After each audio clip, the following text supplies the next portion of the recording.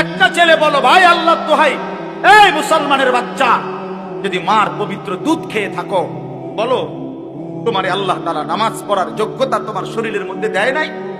তাহলে বেঈমান নামাজ পড়ো না কেন? কেন নামাজ পড়ো না? আমি দাঁড় করে এখানে তো অসংখ্য ছেলে এখানে আছো, এখন চেহারা দেখলে বোঝা যায় তোমার ওই চেহারার মধ্যে তো হাইওয়ান আর জানোয়ারের চেহারা। যেই হাইওয়ান আল্লাহকে সেজদা করে না। আজকের এশার নামাজ পড়ো নাই, আজকের মাগরিব এক ওয়াক্ত নামাজ পড়ো নাই, এমন অসভ্য জঙ্গলি এখানেও তো বসে আছো।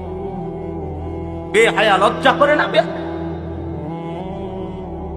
কেমনে ঘুমাইবি বেটা? নামাজ না পড়ে যদি ঘুমাও, ফেরেশতা যদি একটা লাথি মারে, ফেরেশতা যদি একটা লাথি মারে,